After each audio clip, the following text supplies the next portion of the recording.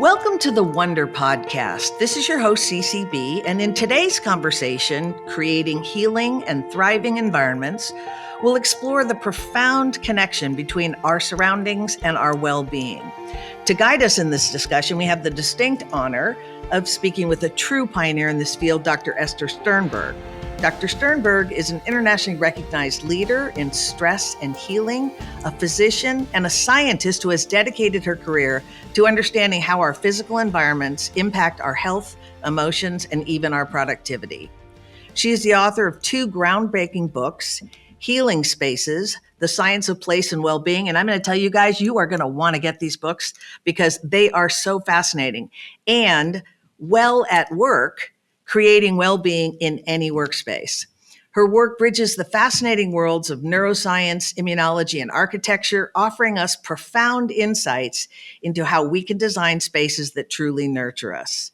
She's also research director at the Andrew Weil Center for Integrative Medicine. So she bridges such a vast spectrum of areas that we are very interested in. Dr. Sternberg, thank you so much for joining us today. We're eager to learn from your research and wisdom. Thank you so much for having me, and thanks for that wonderful introduction. My pleasure. It's so exciting when we have guests that really touch so much of what we are concerned about. So I want to say your work beautifully connects the scientific understanding of stress and healing with the design of our physical spaces. Can you start by explaining to our listeners kind of the why? Why did you become involved in something like this? It was a rather circuitous journey, but it really related to a single question that the then research director at the U.S. General Services Administration asked me when I was at NIH, at the National Institutes of Health. I spent 26 years at the National Institutes of Health as a senior scientist and section chief studying what became the science of the mind-body connection, the role of the brain's stress response in illness and in health.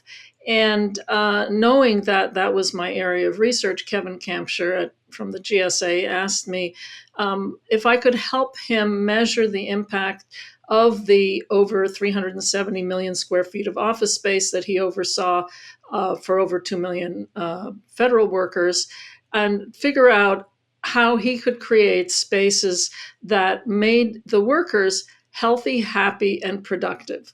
That was back in 2000 when that concept was pretty new.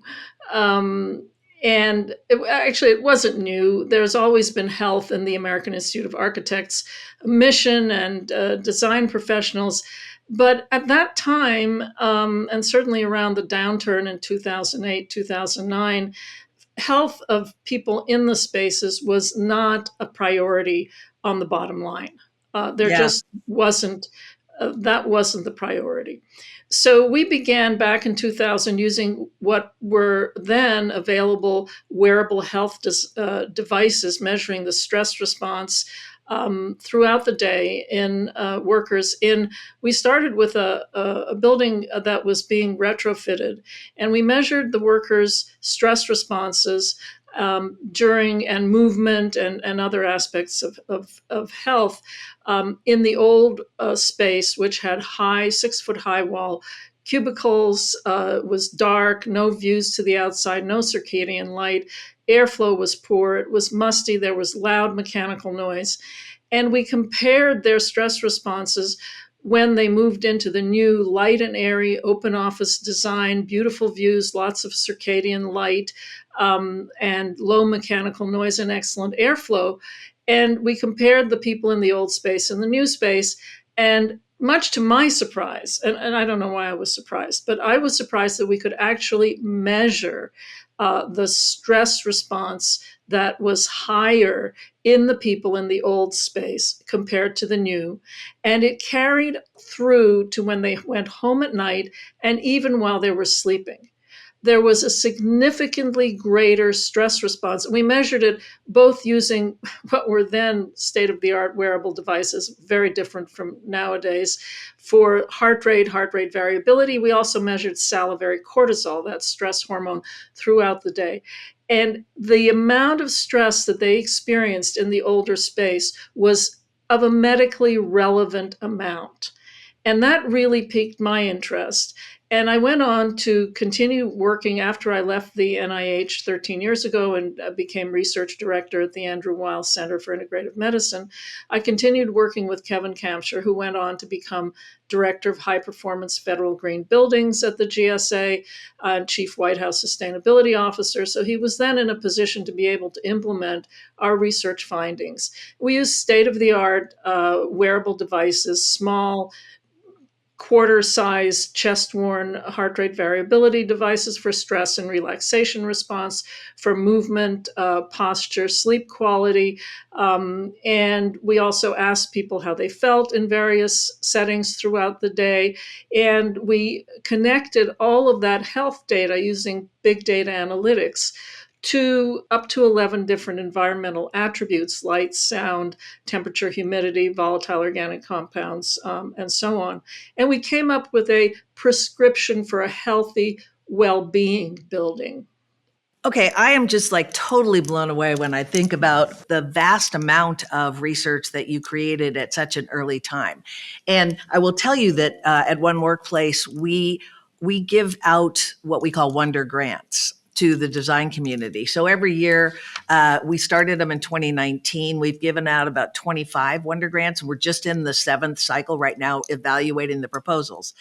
I bring this up because across the previous 6 cycles, there have been people who were doing things that you did, 20 years ago, thinking about it now, utilizing the wearables to determine, and this is going to bring me to a question, to determine what happens when people are working in multiple environments. So given the rise of the remote and the hybrid work models, like how do the principles, that you're thinking about now, what do you think the impact is, on the worker today?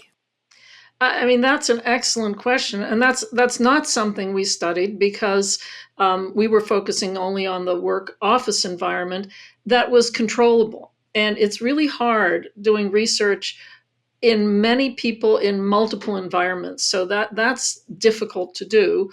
You need sophisticated mathematics to tease things apart. Now the wearable devices, I wear this ring, they're much more easily adapted to that kind of varied environments. But, there's what we found is that personality matters.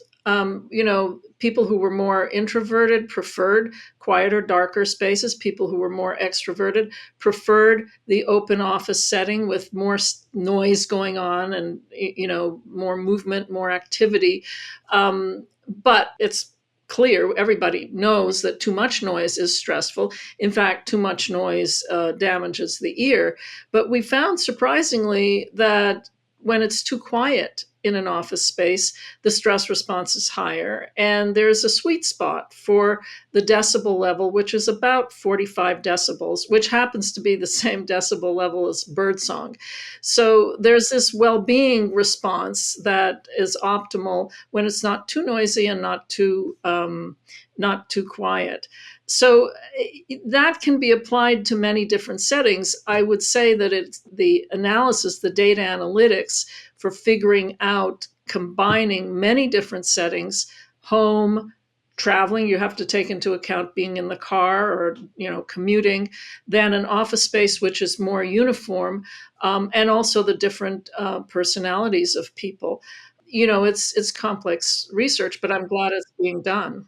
There is another body of work that has been accelerating over the last couple of years, and that is the impact of neurodiverse populations within Yes. the workplace. And so we also have supported and are very close with, and you probably know, Kay Sargent, Yes. who's done a lot of work and has devoted probably 6 or 7 years thinking about that. And how does that layer on top of, who the folks are? Yeah. So the paper we published was with Casey Lindberg as first author on the personality types. The implication for office management and design of that is not that you should do personality studies on everybody who comes in and tell them where to work. That is not a good idea. what really needs to be done is have many different workspaces to accommodate many different kinds of personalities, work styles, and also if you think about your own self throughout the day, there are times when you do want to be quiet, heads down. There are times when you want to be interacting with colleagues. There are times when you may want to be sitting in a coffee shop working. And it also depends on how you feel. So when you're sick, you're less likely to want to have noise going on around or interacting with people. That's the sickness response, it's called. So, throughout the day, as you change the activities that you engage in, it's important to have many choices of places to sit, work, gather, small groups, large groups, with colleagues, and that applies also to the neurodiverse. So it's not a one size fits all. I think one of the problems with the bad rap that open office design got is it simply a field of desks in an open office is not a good idea, but it's more active office design, like Robert Propst described it or developed it mid-century, where you have lots of different workstations, workplaces where you can go depending on your needs at that moment in time, and that applies to the neurodiverse. So it's really it's important to have these choices so that individuals can choose where to work, when they want to work, and how they work. Okay, I am going to interject here for all of our listeners. There is always a website page with each podcast, and we will have links to references that Dr. Sternberg is sharing with us, just in case you need to do more deep dive into any of this information. Actually, before you go on, yes, so I describe all of this in the book, and at the end of the book, there's suggested readings for each chapter, and I also write a Psychology Today blog, and I go into more detail there too. But yes, thank you very much for providing that information. Certainly, and thank you for everything that you're sharing. I want to say that the reason that we met you, that would be the royal we, was because we're doing some work in senior living now, and Colin Milner recommended that we speak with you. And I'd love for you to spend a little bit of time talking about that more healing environment that's recognizably healing environments, if it's healthcare spaces or assisted living, senior living spaces. So I'd love you to spend a little bit of time talking about your research around that. But also, I'm making a note to myself.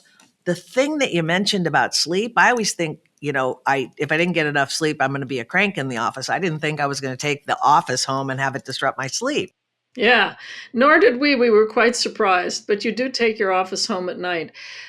Speaking to the first question, I'm glad you brought that up because as I was talking about office space design for neurodiversity, that concept, universal design, started in the senior living domain. You want to be able to have a beautiful, pleasant, home-like atmosphere, and yet you want the railings on the wall and, to steady yourself if you have trouble walking, and patterns on the floor that don't look like you're going to fall off a cliff. Accommodate people whose memory may be beginning to fail and provide landmarks so that they can navigate and find their way to their room or their home.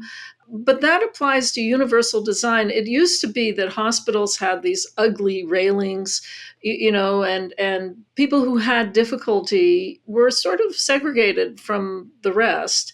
And so now the concept of universal design, so the railings look like nice wainscots, pictures or landmarks. In one senior living residential community, they have a lamppost, a big clock, sort of landmarks like that. So it's important to have features that help guide people who have some degree of memory loss.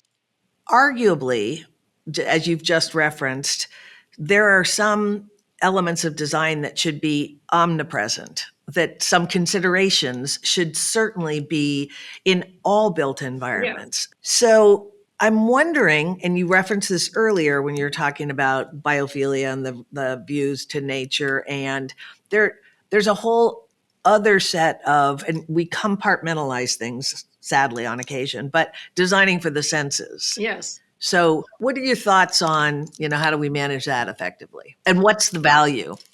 It's interesting because in Healing Spaces, in my previous book, the first 5 chapters are really the 5 senses, what you see and hear and smell and touch and do in a space. And then the rest is how do you apply this to healing environments like hospitals? How do you apply it to at the city scale, at the urban design scale? And then the Well at Work, creating well-being in any workspace, takes those concepts and applies it to the work environment.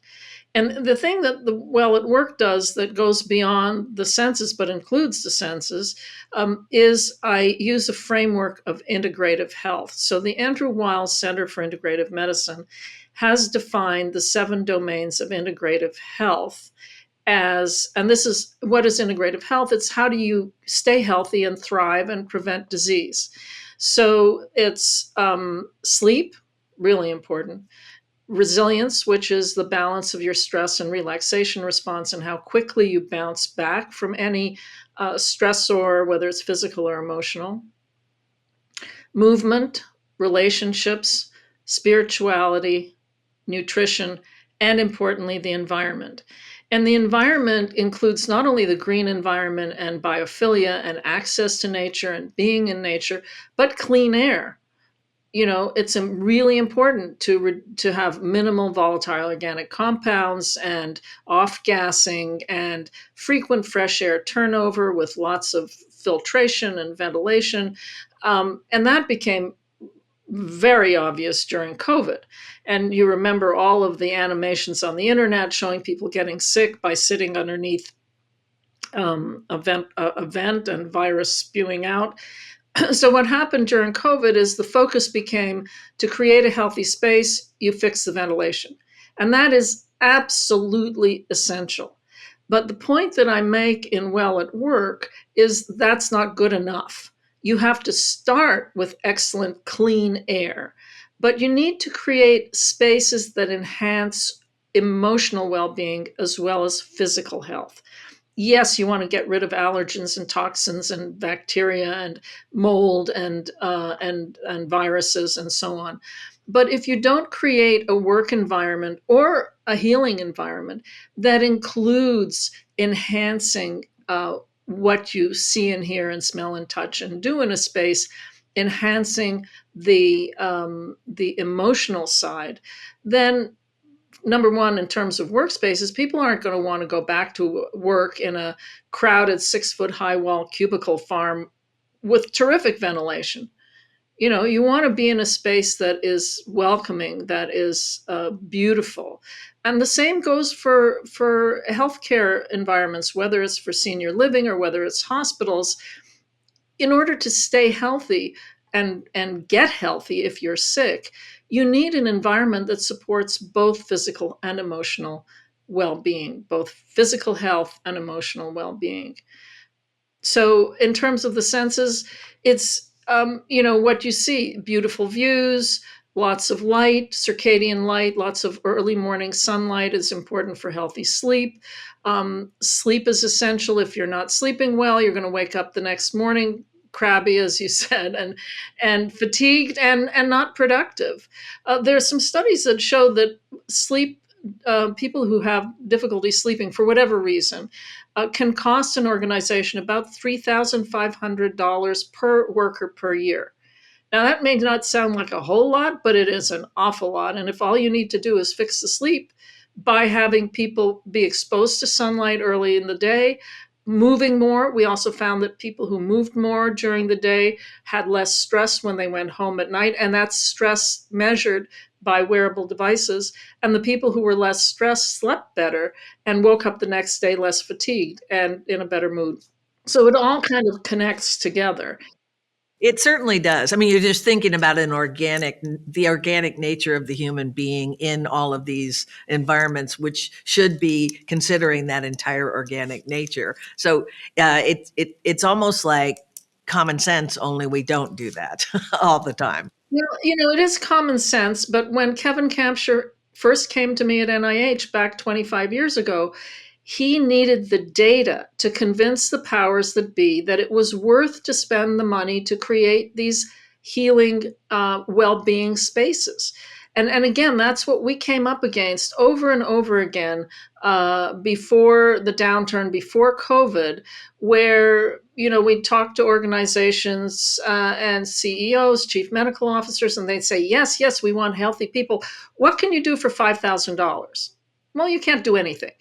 If the priority is mainly squeezing as many people into a space as possible, you're not going to be creating well-being environments for workers, which will ultimately cost the organization far less in the long run, because the greatest expenditure, for organizations are the people in them. So it's really important to create these environments that support physical health and emotional well-being. Okay, a little bit of a change, but of topic, but not. Looking forward, what emerging trends or technologies in design or in health science do you believe hold the most promise for creating even more effective healing or well spaces in the future? There's no question that the most important thing that I see coming down the road is individualized spaces. And that speaks to what you mentioned before about neurodiversity, but also different people's work styles and what they need at different times during the day. Mid-century office buildings were created one size fits all, but one size fits nobody. So the easiest thing to think about is temperature. Think about thermostat wars. Everybody has a different set point for thermal comfort.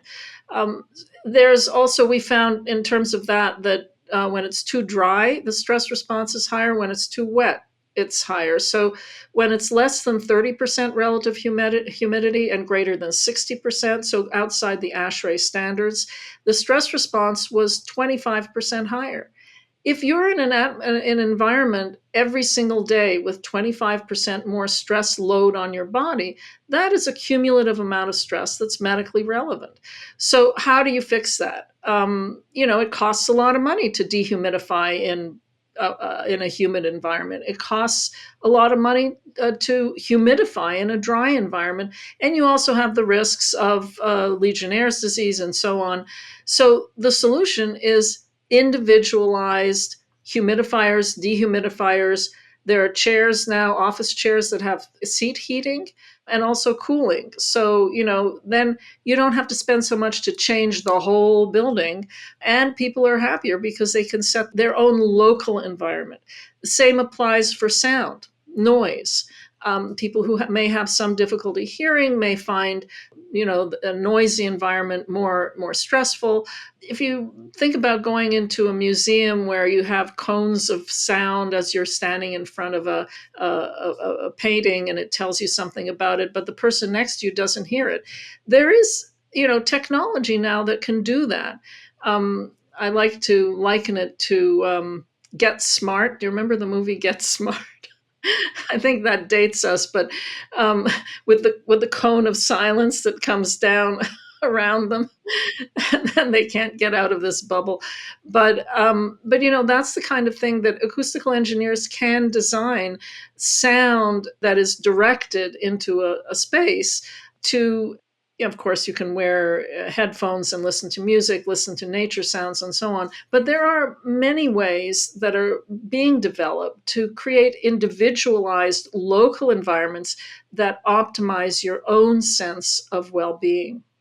That is just so darn fascinating. I think about like precision medicine. It's just making leaps and bounds and moving forward because we can understand the individual nature of the human structure, if you will. So, and I also am thinking about a project that we just did with UCSF, Benioff Yes. Children's, and it's a rehabilitation floor, and they have all the sensory rooms, which are just spectacular.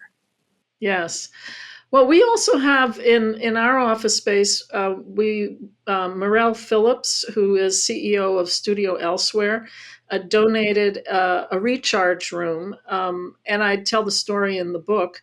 This is an immersive virtual nature space. So the story is that Morel Phillips was in the video game industry, and she was in a serious accident and had neurotrauma, was in and out of hospital, was desperate to be in nature and couldn't be in nature, and read my previous book, Healing Spaces, The Science of Place and Well-Being, and shared with me that she had an aha moment, that she decided to quit the video game industry and create a studio elsewhere in New York City, to create these immersive nature environment rooms. And that was in 2019.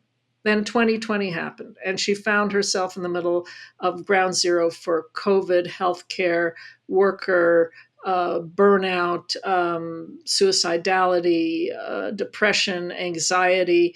And she quickly ramped up, first with Mount Sinai Hospital in New York, and now has over 70 of these recharge rooms in hospitals around the country. And is finding with research, and we're working with her as well, that there's a dose effect of being in such a nature environment where you sit and you call out, studio elsewhere, take me to a quiet mountain lake. And all of a sudden the whole wall lights up and there's a quiet mountain lake and you feel like you're there. And you need to be in it for about 15 minutes. And after 15 minutes, your stress response reduces, your anxiety reduces, you sleep better at night. And we're measuring that cortisol also goes down, salivary sweat cortisol also goes down. So, these kinds of technologies are now coming online to provide places of respite for people, whether it's in hospitals, in senior living communities, and certainly in office spaces as well. Oh my gosh. So your work brings together diverse fields, which I think is fascinating because the nature of how collaboration is usually a better result in whatever the goal is. So if you've got medicine and neuroscience and architecture and urban planning, kind of what advice do you give professionals in these fields when it comes to working with other disciplines? That's a great question. I've done interdisciplinary work my whole career. I started out trained as a rheumatologist and arthritis doc, and because of a single patient, which is I won't go into this now, I was convinced that the brain and the immune system talk to each other at a time when the scientists and physicians didn't believe that there was such a thing as the mind-body connection. They thought it was pretty flaky and out there, and that was back in 1989, I discovered in rats that the brain's stress response is important in susceptibility to inflammatory diseases like arthritis. And doing that, I mean, in retrospect, that was much less interdisciplinary than what I do now, but it required bringing neuroscientists and immunologists together and endocrinologists. And what I learned from that experience of decades, and by the way, I do have my first book was all about that, the balance within, the science connecting health and emotions. And it asked, where did we in Western medicine go wrong, where we forgot about these connections, and answers it through the language of science. But in order to work with another discipline, you need to become an informed consumer of the other person's field. It doesn't mean that I have a joint appointment in the College of Architecture, Planning, and Landscape Architecture. But I tell people, don't ask me to design a building or build it. It will fall down. I am not an architect, but I have, by working with architects, building experts for over 20 years, become an informed consumer of their disciplines. And likewise, they have become informed consumers of mine. I work with engineers. It's really important in what we do to work with engineers, bioengineers, mechanical engineers, and big data analytics. That's essential in this. You can't connect all these very complex types of data, granularity of data, different time streams of data, without the expertise of a data analytics person who knows how to do that. So it doesn't mean that I have to stop being a doctor and stop doing what I'm doing and go back and get a PhD in engineering, but we work together to understand what are the constraints of each field, I may say, oh, I want to have, build a castle in the sky. And the engineer will say, yeah, that's great. We can build a castle, but it has to be on the ground. So, we learn from each other, and through iterative process, that was what was so rewarding. And I actually do talk about this in Well at Work. The first part of Well at Work is how I came together with these researchers of other fields and how we put our knowledge together. And when my editor first read that section of the book, she said, "Oh, I love it. It's like you're describing the Marvel universe." Because each of the researchers, each of the building experts are characters who came together to create a new universe. I am telling you, Dr. Sternberg, I could talk to you, or we could talk to you. We could listen to you for hours and hours. And sadly, we're at the end of our time here on the ONEder Podcast. But I'd love for you to share with us one key message or something that you hope listeners take away about the power of our physical surroundings. Well, I think the key message is, I actually wrote an op-ed piece about this. I live in Tucson, about 10 or 20 minutes from 5 world-class spas, and nobody is mandating people to go to those spas. People are going to those spas because they are designed and operated to make people feel well, physically and emotionally in them. And there's no reason why you can't apply that principle to workspaces, to healing spaces, whether it's senior living or hospitals or outpatient clinics, to create environments that make people feel good and actually then help them heal. People who go to a hospital, you're anxious, you're sick. You don't need to be in a maze where you can't find anything, where it's smelly, it's dark. Fortunately, hospitals are now way better than they were back when I was coming up through the ranks. But all spaces should be designed to support both physical and emotional health, and do it through the 5 senses and through integrative health. And in the book, in Well at Work, I describe how you can embed each of those 7 domains of integrative health into work environments. But it applies also to learning environments. You mentioned that at the beginning. It applies to your home environment. I talk about in the book, think about your own home office. How can you embed the 7 domains of integrative health into your work environment, wherever you work? Fantastic. Dr. Sternberg, we are enormously grateful for your time here on the ONEder Podcast. I'm going to remind everybody that the ONEder Podcast is available on all streaming services. We'll be sending this conversation out to the universe so that people can hear and I'm going to say thrive from the wisdom that you've shared. Thank you very much, Dr. Sternberg. Well, thank you so much for having me. It's been a pleasure.